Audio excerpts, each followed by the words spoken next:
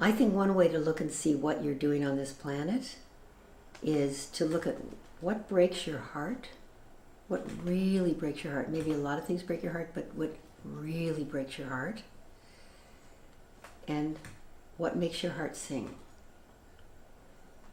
It's often the case that what breaks your heart and what makes your heart sing are related. And if you put those two together, sometimes you can find exactly why you're here. Mark Twain said, "The two most important days in your life are the day you were born and the day you find out why."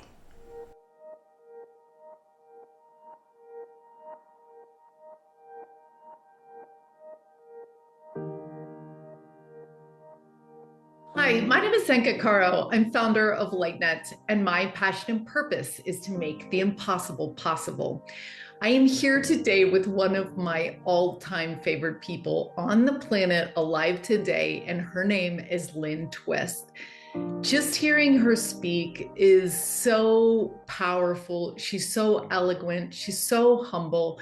She's written books such as The Soul of Money. She's also raised $200 million for the Hunger Project to stop hunger around the world. She's co-founder of the Pachamama Alliance, which is restoring the lungs of the planet in the Amazon.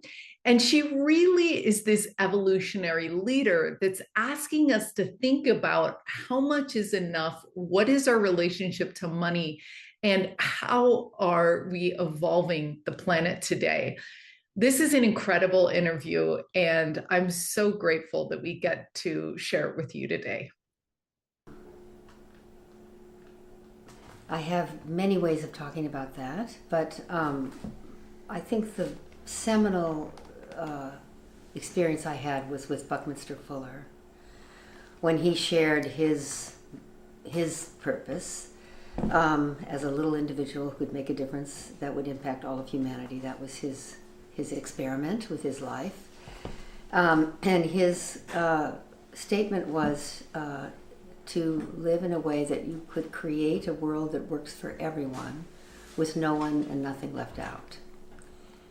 And that idea, to participate, to contribute, to create a world that works for everyone with no one and nothing left out, not only, kind of got seared into my heart, but it became a phrase that then got used through the EST network with Werner Erhard, which I was very involved in the early days of EST, and then later what's called Landmark, but it became sort of the foundation for the Hunger Project.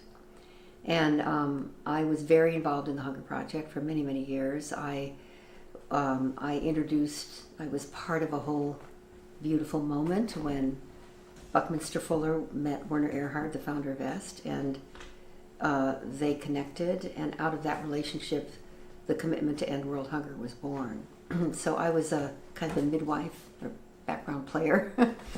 And when Werner, who had also become engaged with that purpose, a world that works for everyone with no one and nothing left out, to create that, he and Bucky looked at what was the most foundational breakdown in the human family, the most primary fundamental breakdown in the human family that kept that vision from being real.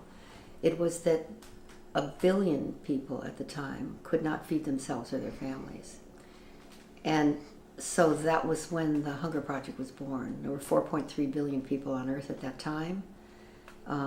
44,000 people a day were dying of hunger and starvation, most of them children under 5, in a world awash with food. So that was an indictment of the human family that became so clear for them in the context of a world that works for everyone with no one and nothing left out, to not be able to feed yourself or your children. Such a breakdown in integrity, that was where the first, I would say, expression of that purpose became real for me. And I became very, very involved in the Hunger Project, the commitment to end world hunger. The Hunger Project was really my teacher, because in the context of Bucky's work, Buckminster Fuller, today almost everything he predicted is happening. He was at that time called the grandfather of the future. He had invented the geodesic dome, for which he was famous, but he also had invented an electric car in 1949. He saw the end of the fossil fuel era in 1949 and invented an electric car. People called him crazy.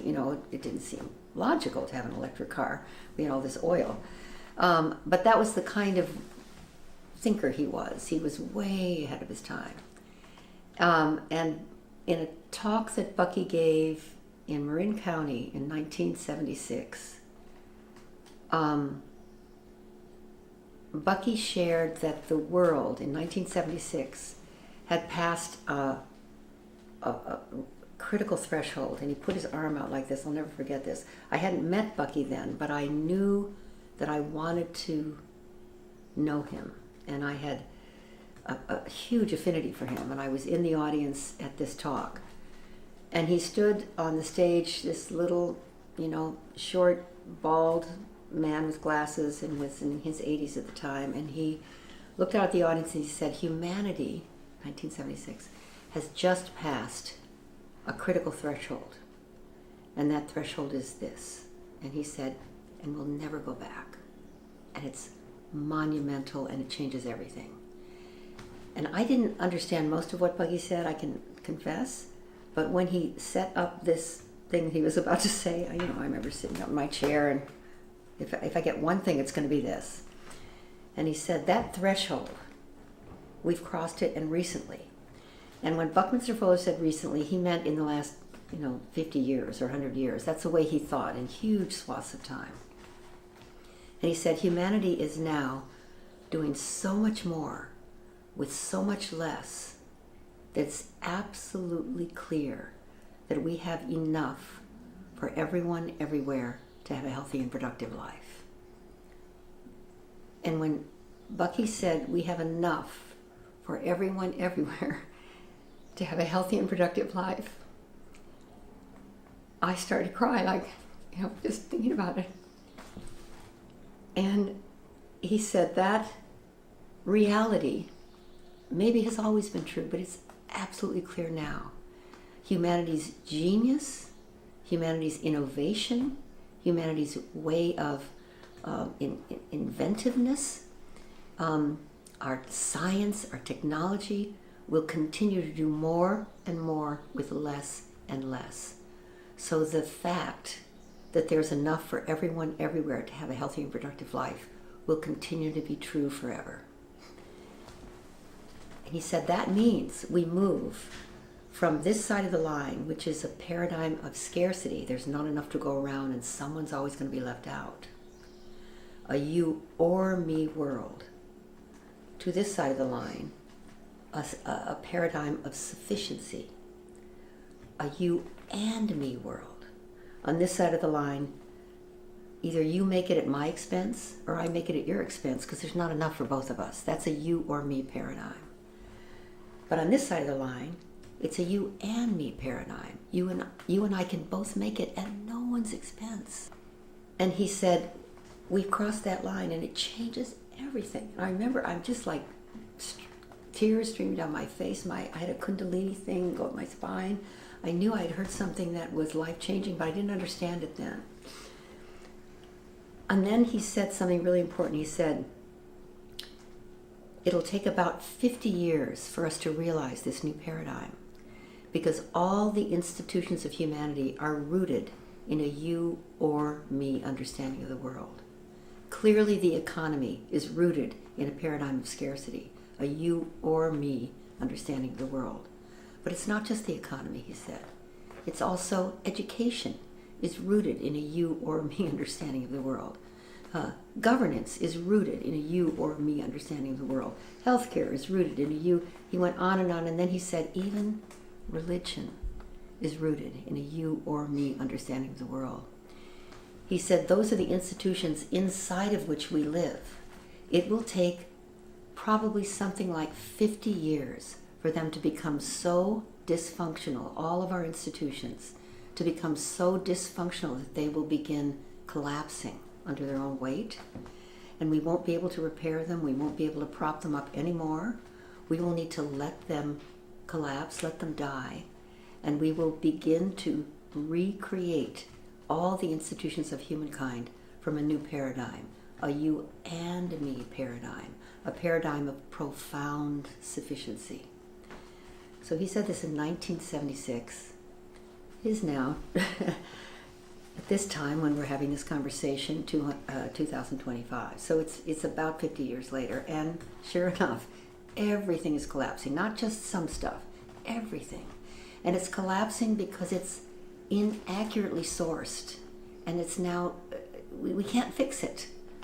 So that experience of understanding the profound nature of sufficiency, not abundance, sufficiency. And Bucky also said it's not an amount. It's an understanding, a way of being in the world. It's a state of being, sufficiency, enough. So I don't know how to explain this, but I got it. I didn't understand it. I couldn't have explained it to anybody. I'm explaining it to you now, 50 years later, but I couldn't explain it, but I got it. I became it. And that's when the Hunger Project began.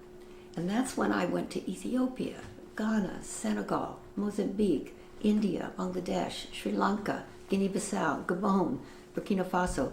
And I saw hunger and starvation and malnutrition and war and oppression and horrendous things. And you would think that I would say scarcity, but no. I saw sufficiency in every person. I saw the wholeness and completeness of the human beings. I began to see that there's no poor people on this planet. That the label poor, when you label someone poor, you demean them and you demean yourself. Because the people I met and worked with through my whole life who live in circumstances that we would call circumstances of poverty, they are not poor. They're courageous. They're inventive. They have profound relationships. They have a strong inner life. They exhibit more courage to live through a day than you and I are going to need in our whole lifetime. There's nothing poor about them. What's poor is their circumstances, not them. And those circumstances actually foster a kind of courage and strength and character that we do read books and go to workshops for. So I started to see I would never call people poor again in my life. I also became the chief fundraiser for the Hunger Project, and I realized that to call people rich is a disservice as well. People are whole and complete people living in the sometimes tyranny of the ebb and flow of excess resources. It's not always that great. So from the moment I committed to ending world hunger, the world presented itself to me in ways that I saw the profound sufficiency of life, the enoughness of every single human being, the profound sufficiency of our planet, and the lie, I'll call it, of scarcity. That it's a lie. It's just not true.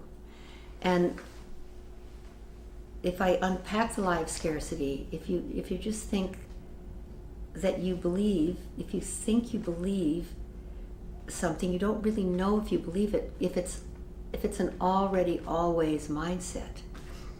An unconscious, unexamined mindset is something you don't even know you have. It's like the lens you're looking at. So people look at life as if there's not enough to go around and someone somewhere is always going to be left out. That mindset creates an us and a them.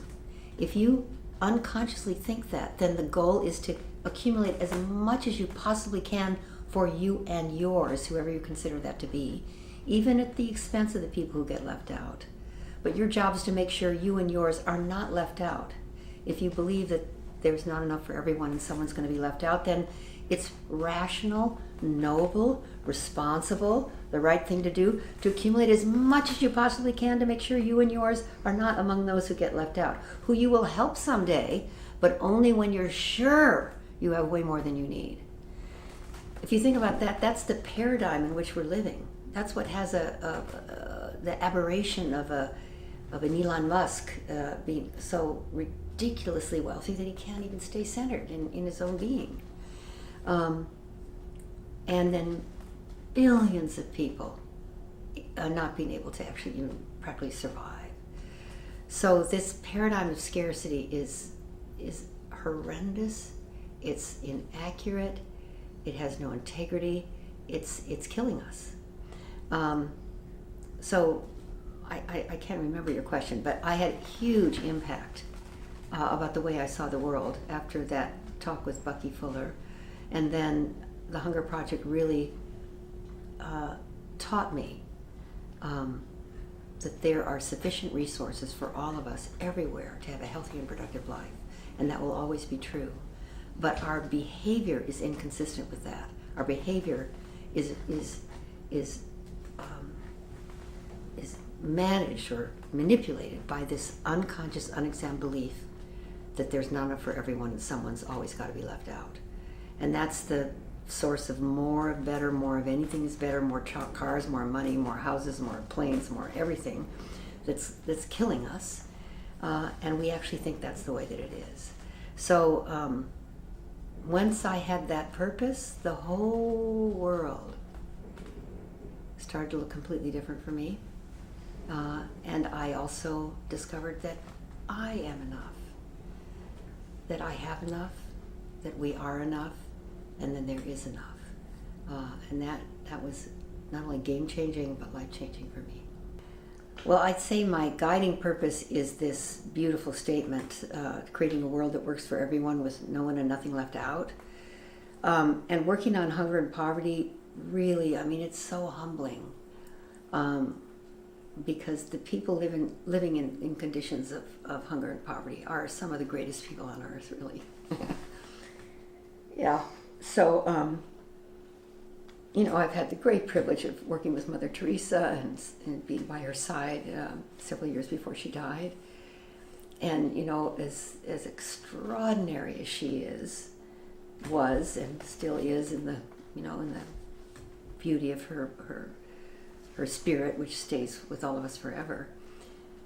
The people that we served, the women, particularly women, I'll say, in the 1984-1985 famine, I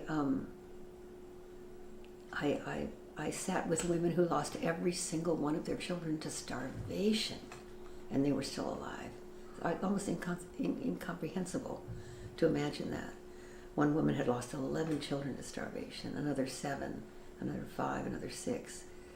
And we sat around a dry well in Ethiopia after that famine, and I was privileged to be with them when they did what's called the wailing ceremony. And we sat around a dry well, and each woman shared the excruciating story of the death of each child.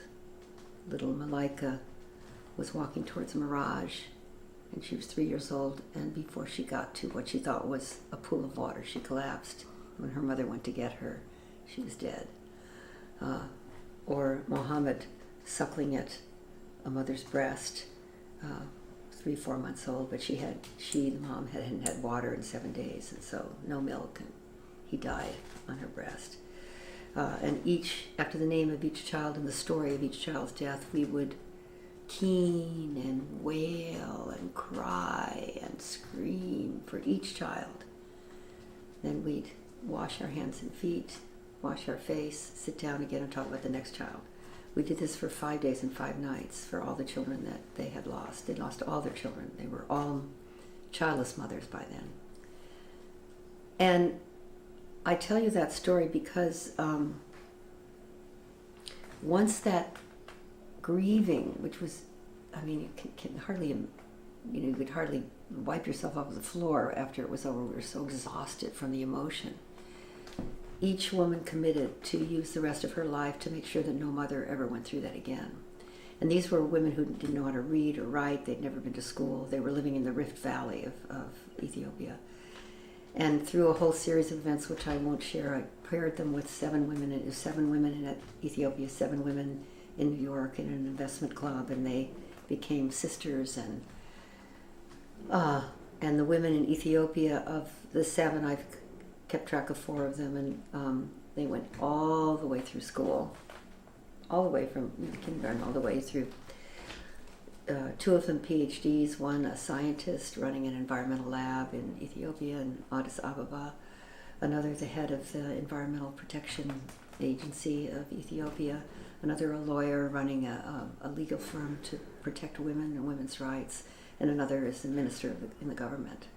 These are women who didn't know how to read and write when their children died. And they're just awesome. And they were awesome. They were always awesome. So it's like every human being is awesome. And when given the opportunity, we all will express our greatness. That's really my purpose. So the Hunger Project taught me so much. And then I had a big turn of events that shifted my focus, shifted my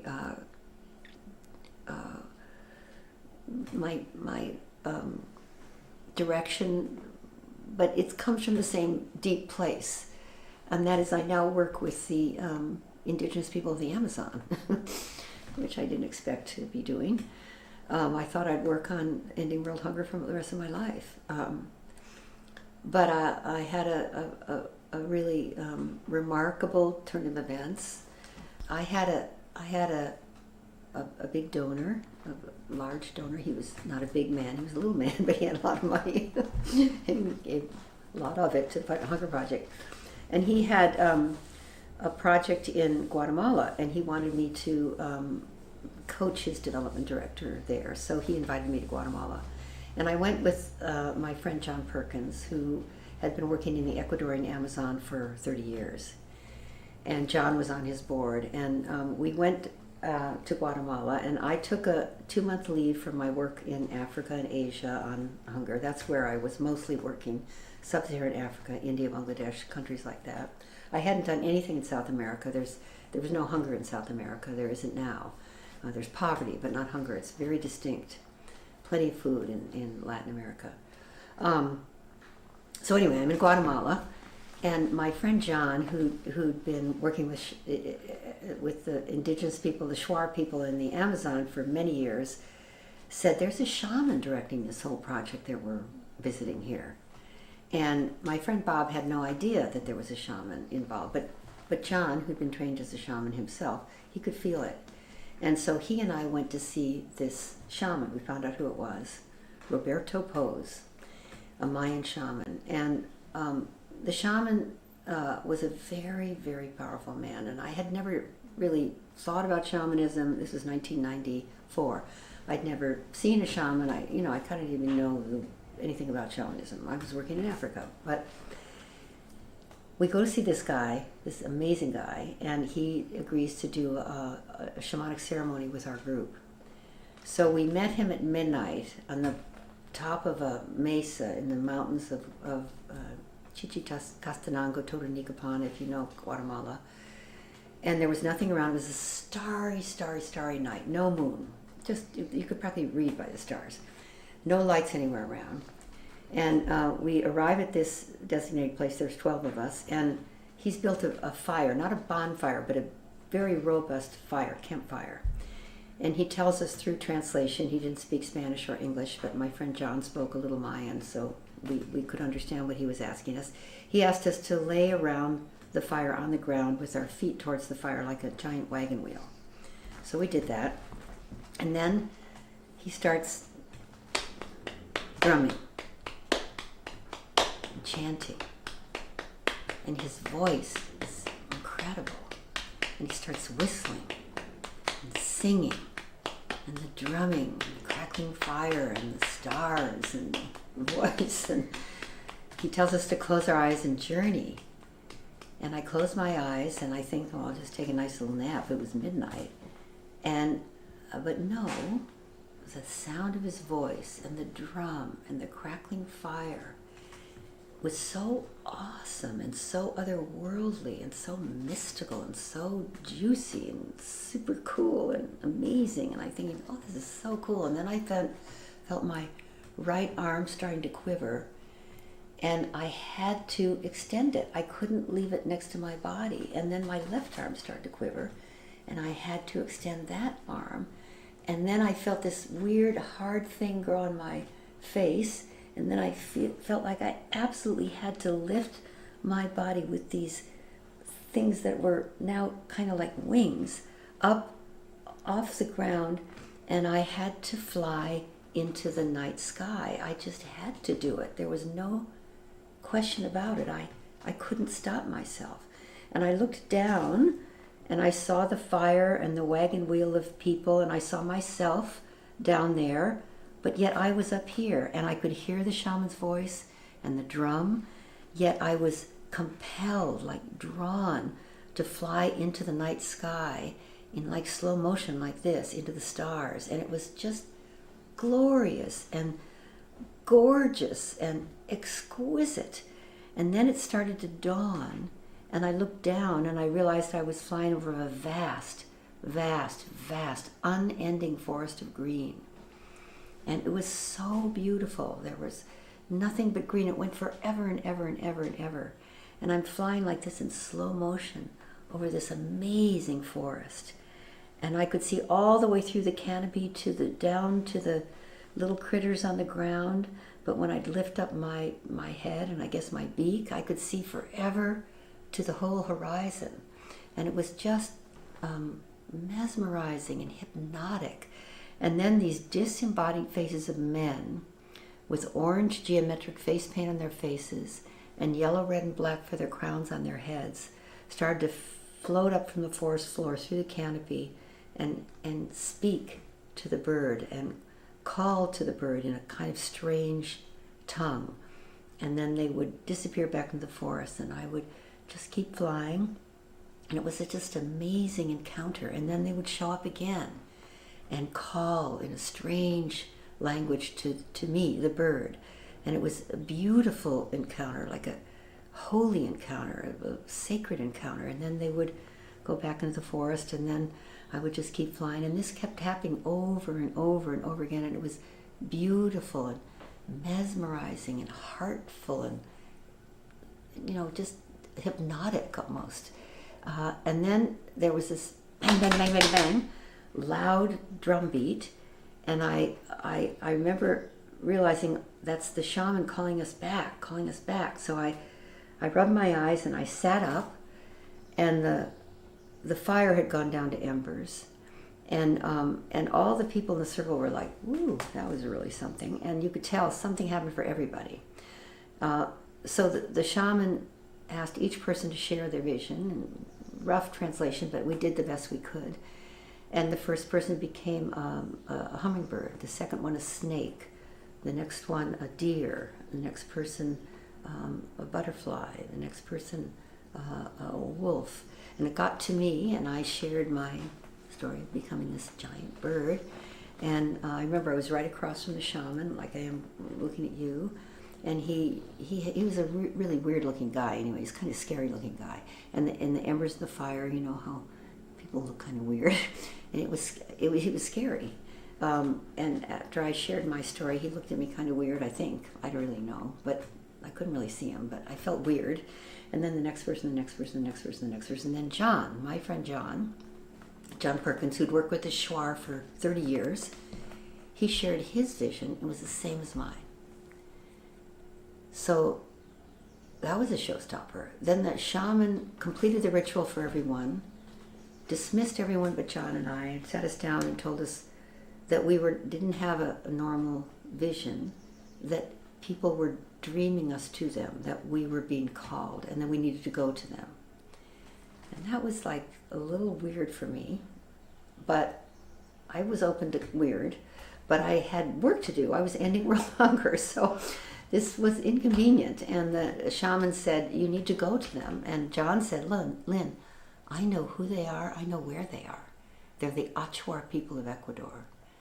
They're calling for first contact. The Shuar people told me the Achuar are ready for contact, and they dream people to them. That's what this is. We have to go.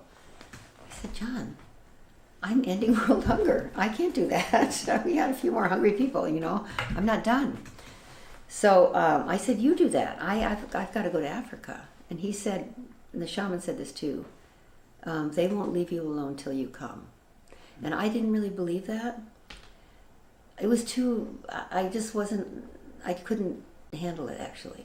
So I went to Africa. I had a big meeting in Ghana in the Accra Hotel in the conference room for the Hunger Project Board of Directors of Ghana. And I was in the Novotel, which is a beautiful French hotel, and we're in the conference room. And I'm with 5 men and 3 women, Ghanaian women and men. Ghanaian people have very, very dark blue-black skin. They're very beautiful people. And I was sitting in on their board meeting from the global headquarters. And the board meeting was just going great and really interesting, and I wasn't leading it. I was sitting in on it. And then at a certain point, the men, and only the men, started having orange geometric face paint appear on their black faces like this. And no one said anything. And I thought I was going crazy. So I do what women do. We go to the ladies' room. That's our thing. So I washed my face with water, cold water. I looked at the mirror. It was, what's wrong with me? Come out of it. That weird thing that happened in Guatemala. You need to snap with it. So I went back and into the room. Everybody was normal. And then within, I'd say, 10 minutes, it happened again. Orange geometric face paint showing up on the men's faces, only the men. And I started to cry, and everybody wanted to know what was wrong with me, even the men with the face paint. What's wrong, Lynn? And I said, well, I'm feeling very, very, very ill. And I've been in too many countries, too many time zones, as I know I'm supposed to be here for 6 days, but I need to go back to the United States. So it was 1994, no cell phones or anything. So I just went to my room. I was in that hotel, packed my bag, went straight to the airport, and just waited for any flight that would start getting me back to the United States. So I flew to Frankfurt, then Frankfurt to New York, then New York to San Francisco. Took me forever to get home, but the whole time, the faces just kept coming, whether my eyes were closed or open. So by the time I got home, I was just a wreck, and I didn't tell anyone. I told my husband I was having nightmares because I didn't know what to do with it. And I tried to call John Perkins, and he had gone back to Ecuador, so I couldn't reach him. All you could do was fax and leave voicemails then, 1994. But eventually he came home. He said, they're waiting for us. We need to go. He had been in Shuar territory, and the Achuar had said, it's time. Bring people to us. Bring her and you. And they wanted 12 people from the modern world. People with open hearts, people with global voice, people who knew the rainforest is critical to the future of life, people who would respect the ways of the shaman, and people who would be open to whatever needs to be done to create the long-term stability of life itself. So John and I picked 10 other people, including my husband Bill. We went down to Quito. We traveled down the Valley of Volcanoes, over the eastern side of the Andes, down through the Pastaza River Canyon, and we paid a military plane to take us into Shuar territory, and then a Shuar pilot took us 3x3 into Achuar territory and dropped us off by a river in a kind of a dirt area. And when all 12 of us were there, they came out of the forest with their orange geometric face paint, their yellow, red, and black feather crowns, and spears, and loaded us into their dugouts and took us to a place to camp. And that was the beginning of the next chapter of my purpose. Sorry it took so long to get you there, but anyway. And that was a very, very, very profound encounter with the Achuar people, their leaders.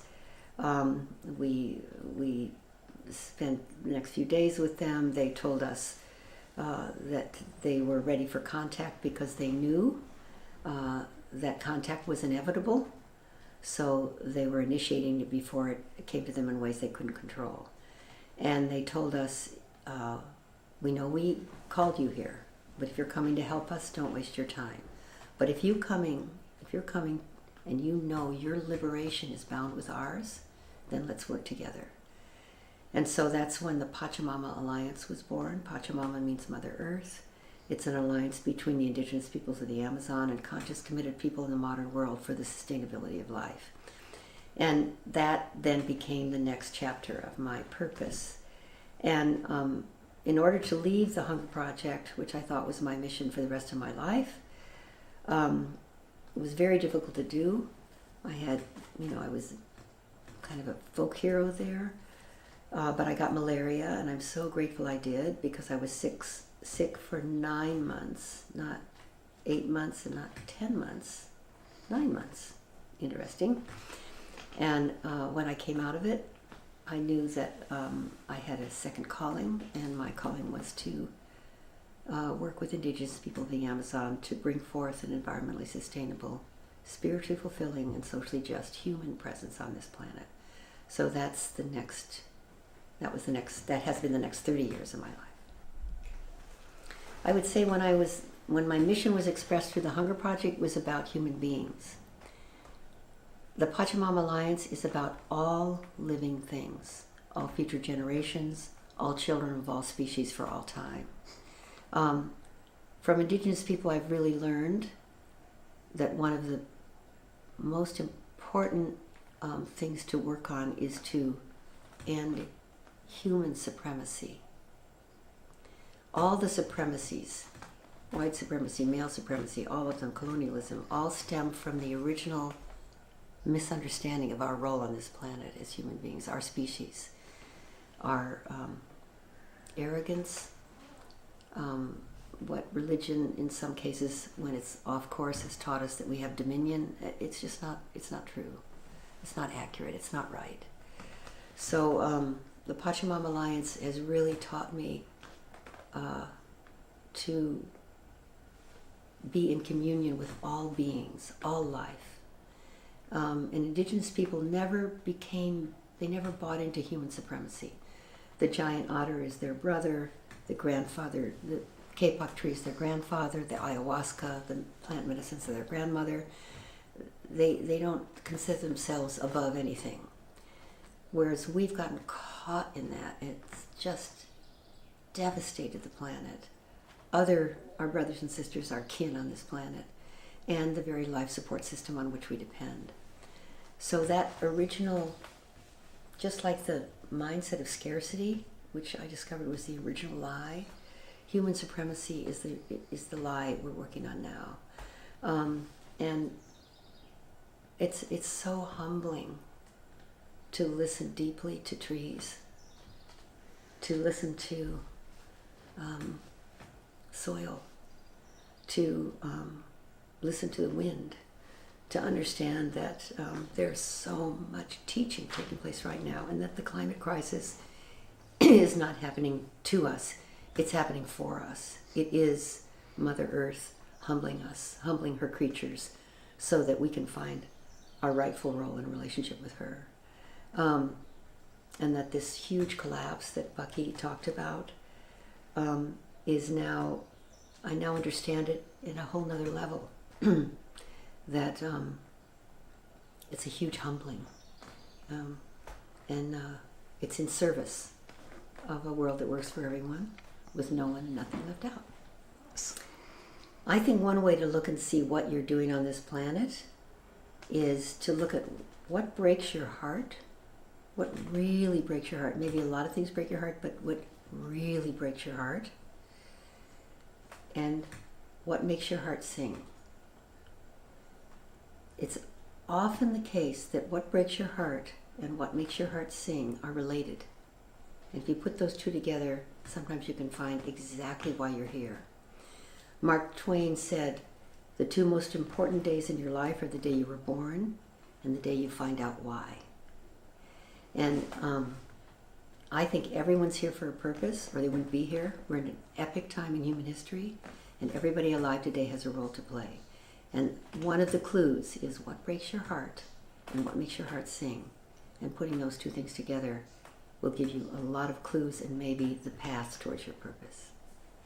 I think because the noise in the culture is so loud and so judgmental and so either or and so consumer and commercial and economically oriented, it's so loud that people can't hear their inner voice.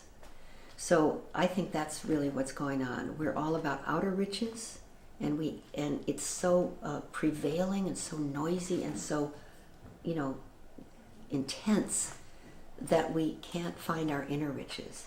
And the inner riches are our purpose, why we're here, what we're meant to do. So I think that's the problem. And you just need to tone it down, or close your eyes and meditate, or be in silence, or get involved in something that makes your heart sing, and it will lead you to your purpose. Well, no one can ever know, I think, and that's really a good thing. It's not a real purpose-driven life is not a life that ever takes credit.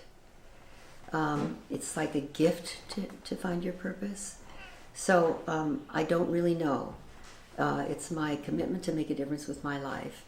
There's all kinds of beautiful statistics I could give you about hunger and poverty and their reduction, and women getting access to literacy in school and all of that.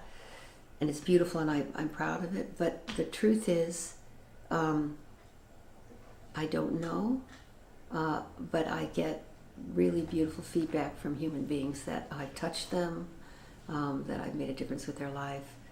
Hunger and poverty is on the decline, and it wasn't. It was going up. It's now going down. The Amazon rainforest where we work is pristine and roadless, and oil company and mining company after oil company have tried to get in there, and they haven't gotten in. The indigenous people's voices around the world now are being heard and listened to and respected, and that wasn't the case 30 years ago. So I can say those things. I'm not sure if I had anything to do with it at all, but I've been privileged to participate. Well, Bucky used to say, if we eliminated all what he called the fake jobs, he calls the stock market and finance and lawyers and all that stuff fake jobs. I don't want to insult people, but that's what Bucky said. I'm not saying that, but Bucky said that. He said if we eliminate fake jobs, there would be just the right amount of cobblers, just the right amount of farmers, just the right amount of teachers, just the right amount of doctors. He said if people really followed their calling, the intellectual integrity of the universe is perfect. And we as a species would do what's ours to do, and everybody would find their dharma if there weren't so much noise in the culture and if it weren't all about money. So that's what Bucky said, and I think that's true. But let's just say, I think everybody's here. Let me just say this. As a species, I think we're here to ensure the flourishing of all life. I think that's why human beings are on this planet. We're the only species that has that capacity to ensure the flourishing of all life. I think that's why we're here. And then we take our role in that, in whatever way is our particular mission or unique talent and treasures. But everybody has a job to do. Everybody does. And to find it and to do it makes your heart sing. And because we're living in this economic madness and commercialized consumer culture, it sort of obfuscates the beauty of what we're really called to do. But if you can disaggregate yourself from that, go into some line of service and pay attention to your inner life, you'll find your dharma, you'll find your calling, you'll find your purpose, and your life will light up like a candle.